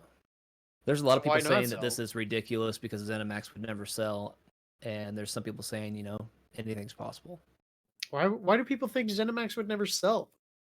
Who can tell me one characteristic of ZeniMax as a company? Admittedly, I'd have to go back and do my They're a research. conglomerate, obviously. They're a They have conglomerate. a bunch of stuff. They love Bethesda like their firstborn child. Okay. Boom Chocolate 8989. You guys watch much of the annual games done quick charity stuff this week? We talked about it earlier in the podcast. Why weren't you here then, motherfucker? Yeah, I haven't watched much this year, unfortunately. But they've done very good. Boom Chocolate pooping. That's a better excuse than sleeping. That's a very good excuse. I you know what? No questions asked. I'm down with it. Pooping. Yeah, I haven't had the chance to watch it much this year, unfortunately. I'm hoping to catch some of their stuff tomorrow, but yeah, I haven't seen much of it, unfortunately. I love it just because they've got they've got VODs for like weeks that I can watch. That's true. I do like going back to watch the VODs, and I will probably watch a few of those. But we are starting to run short on time, so I'm going to go ahead and move on to our next topic here. Xbox is trying to go toe-to-toe with Google now. Introducing the Xbox game streaming thing that they're doing. Does it work with Game Pass? Because if so, it'll be way better than Stadia. Well, let's have a look. I honestly haven't seen much of this yet. So this is just as new to me as it is to you. Well, with Xbox that Live, makes we have total been able sense, to 'cause like they're- transport what you're playing to a different device in a different area of the house or a different place. Yeah. Right. As long as the Xbox is on. Well, let's have a look here. Play Xbox games on your mobile phone or tablet. With Xbox Game Streaming Preview, players will be able to decide when and where to play on the devices they already own. Join us on our journey as we continue to roll out tests, blah, blah, blah, blah, blah. Yeah. Verbiage. There are two ways to play the game: stream from the cloud or stream from your Xbox One console. It looks like there's not a whole lot of information as to whether or not you can stream from your Xbox Game Pass. Although I feel like well, it says games installed on your console. Oh, here, scroll down. Yeah. Read Oh the yeah, shit. no, including Xbox Game Pass games. Yes, you're right. Yes. Yeah. So already it's better than Stadia. So yeah, there's a very real chance this could actually knock Stadia out of the race. And it makes How total hard sense was it for considering- Xbox to do this? Like, why? I mean, it I just mean, it's competition. Probably, It took a little competition in the marketplace for them to nudge this direction. Well, sometimes you need somebody else to kick open the door, that's the and then thing. you could step in to hold it open. I'd imagine that they'd probably been working on this beforehand. Mhm. And after seeing Stadia flop, they went, you know what? Let's see if we can do it better. That would be my guess as to the course of events that led to this. I mean, this Maybe would they be saw super the sick, sales right? that If it's Stadia not like made. this would be super sick if it's not like an extra, or not like a huge extra fee, right? Because if somebody's already paying for Game Pass, and then they pay like maybe like $2 or $3 to $5 more for the streaming service, or even less, right? If you're streaming it from your console, Well, yeah, you can't take your Xbox in the car on vacation, but you can take your tablet. well, here's the thing: you leave your Xbox on. You leave your Xbox on at home. You take your tablet with you or your phone with you, and you can stream Xbox games to your phone from your house. So even if you're on vacation, you could still play like a bunch of different games. Yep. That's pretty hype. But The latency must be god awful. But Well, yeah, it's probably not the best for multiplayer. in further Stadia news, though, Destiny 2's Google Stadia population has dropped by more than half since launch. It's from Forbes.com. And the information that we've got here. it's surprise to nobody. Yeah, exactly. Let me find the information here. Here are the player here are the player populations for Destiny 2 on its platforms on November 26, 2019, about a week after Stadia launched. PC 494,000, PS4 454,000, Xbox was at 331,000, and Stadia was at 19,400. And the player populations yesterday, just over a month later, and that was as of the 2nd. So this is actually a little older. I think it's interesting how the populations are all very similar across the major platforms: Xbox, PS4, Xbox, and PC. Okay, so PC right now we have well- 3. Sorry, go ahead. PC was at 437,000. PS4 was at 435,000. Xbox was at 313,000.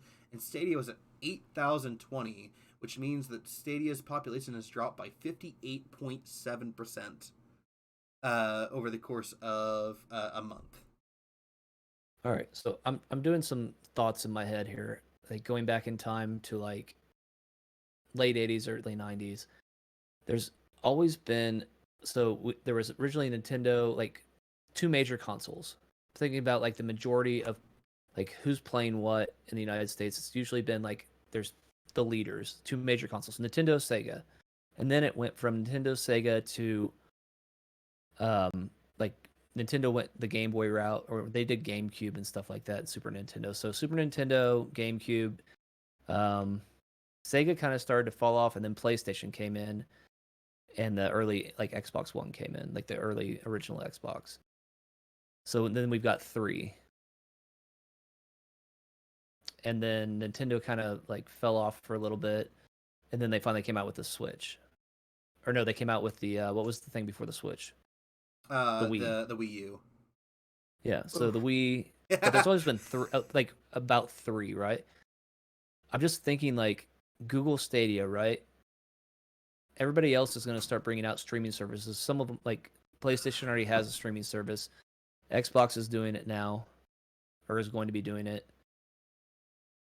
What if Google makes a console to go with their streaming service? I mean, if they make a console, they might actually have a chance of. If there's any company out there that's actually going to stand a fighting chance of making a new console, it would be Google. Right. But I don't. But that would put 4 consoles on the market then, that like for the major market. Like that would be Nintendo, Switch, Xbox, PlayStation, and then Google. Yeah, whatever I they end think up calling nobody it. wins in that scenario. I know who wins. PC. Ew. Yeah. I mean, whoever has the Well, best game Reid- creators that has like, you know, titles. What's it called when they're the only ones that get the title? Exclusives. Yeah, exclusives. So PlayStation survives on their exclusives. So Google would have to have like their own game development company. Or shell out cash for exclusives for other games. Yeah. For new, basically reach out to other companies and be like, hey, we want an exclusive. Can you make a game for us? Kind of the way that Sony did with Horizon Zero Dawn. The developer. Are there some development companies that only work for Sony? No, well, yes, they're developers that are owned by Sony, but they're like the developers who made Horizon Zero Dawn, whose name is escaping me right now, but I know they don't make PlayStation exclusive games, but they were approached with a shit ton of money while working on Horizon to release it as an exclusive. So they accepted it. What would be cheaper for Google to try to launch their own console or for them to buy Sony or PlayStation? To release a console, 120%. Like 200%. Would it be more expensive? No, it'd be cheaper. Cheaper. Yeah. I mean, if they did it right and they like got like real good developers with exclusives and everything, and they launched like a quality console with good games, yeah, it would be cheaper still. Sony and Microsoft are fucking juggernauts. So is Nintendo, but Sony and Microsoft. You think about Sony has a movie department. Like they make movies, they make TVs, they make cameras. Yeah, cameras. They have such a strong place in Google in the hardware like field. $40 billion a year on research and development. They're second to HP. HP spends the most every year on research and development. Google spends the next amount. That's $40 billion a year just on R&D. That's more than Sony. I mean, they could probably just, hey, let's take $20 billion away from R&D this year and buy Sony. Yeah, but it would still be cheaper to just make a console though. Right. The console isn't going to cost you $20 billion to make. Right? Boom Shakalaka 8989. Where can I watch older episodes of you guys at? Are they on Twitch? I'm glad you asked. You can find that shit on our YouTube channel. The last 2 weeks episodes on Twitch. Yes, everything else. All is the on other YouTube. VODs are on YouTube. I have a little bit of a backlog to get uploaded. But I got last week's episode uploaded to YouTube. I got a handful of more episodes I got to upload. But the vast majority of our more recent stuff, when we started having much higher quality, that's all on YouTube. When do you normally upload the VODs, Jeremy? Normally I get them up on Monday afternoon. Yep. All right. And then Reid shares them to Twitter. Reid does not share them to Twitter. Do you want to know how I know that?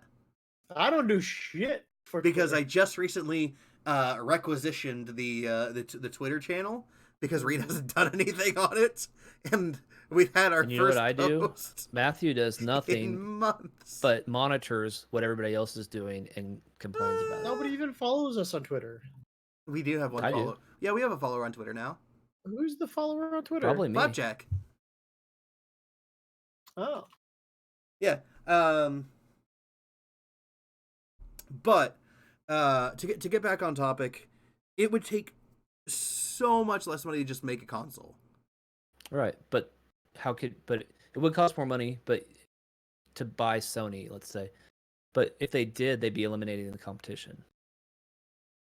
And maybe they need to for their console to survive. Like the market's too flooded right now. Like if the market's perfect, if they add a console, it's not going to sustain in the market. Yeah, I don't know. I feel they'd have to have some really good titles, some really good exclusives to like save it. Realistically, to, like, it's a dangerous proposition either way. Because Google just in general has not done well in the gaming sphere. Their entire time trying to make it happen. Lumberyard crashed and burned. Stadia's well on that way. Every game they've tried to publish has died. I just don't see Google actually breaking into the gaming market. And if they bought Sony, there's a very real possibility that they drive kill it. Yeah, they drive Sony into the rocks as well. God, we don't want that to happen. I'd rather it not happen. Don't get me wrong. I'm still not a big fan of the idea of exclusives, and consoles are kind of trash. But I'd rather not see a company crash and burn because Google decided they wanted to get their hands on it. But hey, we are starting to run short on time, so I want to get. Oh shit! Yeah. I want to get at least 2 more things done. I want to get this one story, and then I want to get our the releases for last week and this week out. This one here, Infinity Ward has announced 100% of profits from the Outbreak Relief Pack will be donated to help Australia with the wildfires. Here That shit's on fire, yo. Yeah, why? And fucking Australia's burning. I looked at the fire map, and it's not like a part of Australia. It's all of Australia. Oh yeah, it's fucking horrible. Boom Shakalaka, Microsoft's teaming up with Sony more to help protect them from a buyout IMO. I don't. There has been some like cross-platform stuff recently, right? We talked about it last week or 2 weeks ago. Yeah, it's been more than that, but yes, it has happened. I don't know that's why, but Wait, Microsoft teaming up with Sony to protect who from a buyout? Sony. PlayStation and Xbox have they came out with a statement like 2 or 3 weeks ago about how they're teaming up to like make sure like more of their games are cross-platform compatible and yada yada yada. Like they had like an official meeting between the two companies. Nice. Finally, Sony Like in the Sony same fucking room, they got together. loosening up their fucking rectum. Yep. But hey, let's go ahead and look at this real quick. Outback Relief. As part of our efforts to help provide relief towards the devastating bushfires in Australia, we're donating 100% of Activision's net proceeds from each purchase of the Outback Pack, which we've renamed the Outback Relief Pack, across all platforms through January 31st. If you've already purchased the Outback Pack, thank you. Your purchase will count towards donation. From everyone at Infinity Ward, Call of Duty, and Activision, thank you for your consideration. Our hearts go out to all those who have been affected. I'm kind of tempted to buy that. That's, I appreciate it. I really like it. I will never, ever, ever, ever, ever say that that's a bad thing that a company is donating money to help help with relief for a national disaster like this. But the wording and there's the bothers me, but the language. Well, no. Here's what bothers me is this is like the safest possible thing that they can do. As opposed to what? I mean, you're right. No, the safest possible thing is fucking like you type in a message like, "We're cheering for you, Australia." It's a couple social media posts, a thumbs up, maybe and raising awareness, and then that's it. This is so much better. Look at where they say we're donating 100% of Activision's net proceeds from each purchase of the pack. Yes. Okay. If it really is 100% of what people are donating, then why do they have to use the words net proceeds?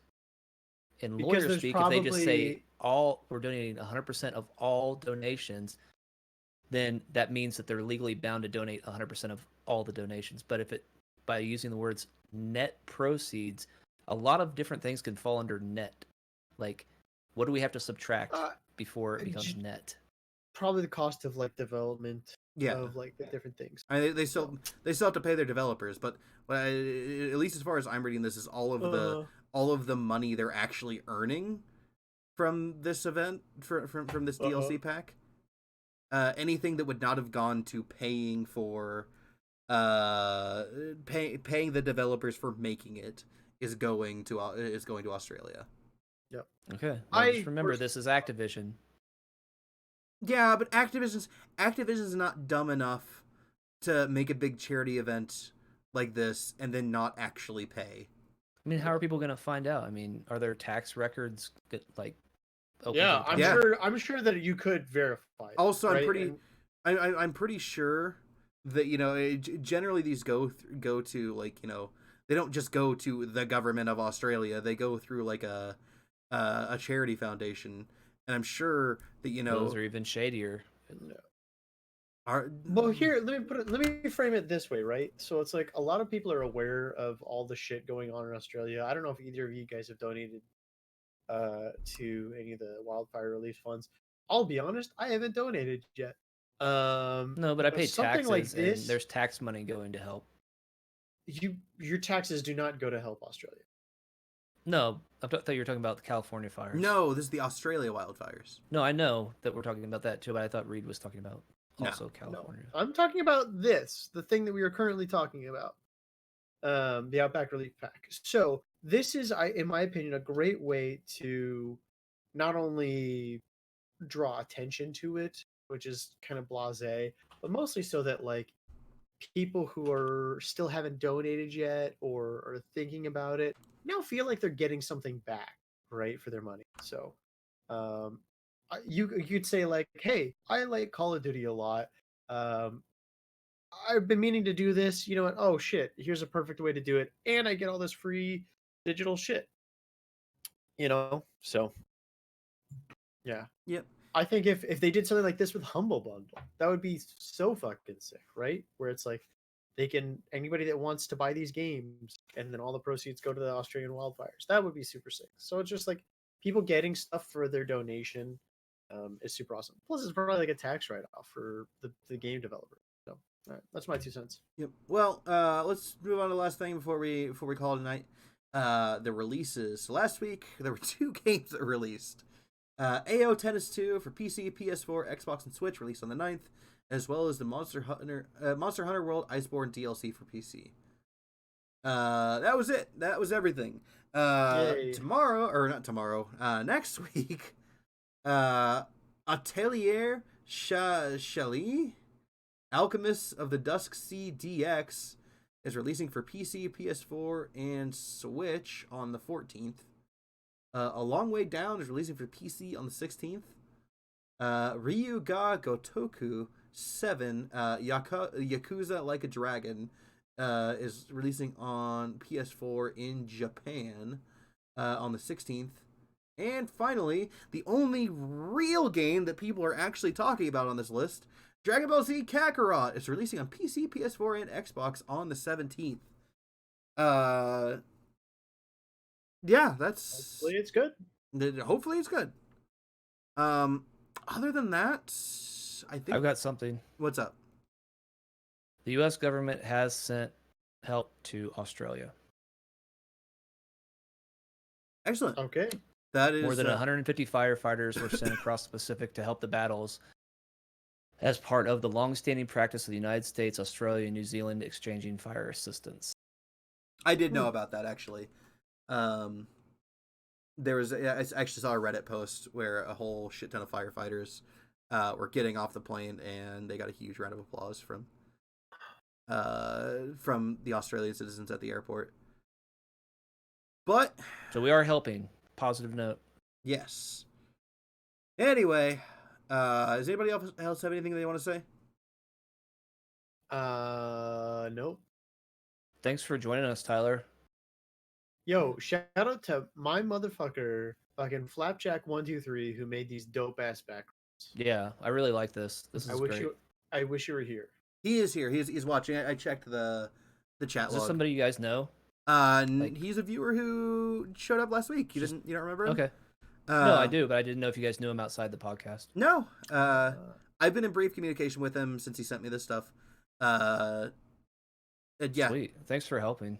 Yeah. Yeah. Huge shout out to Flapjack. The show looks beautiful now, thanks to you. It almost looks professional. Almost.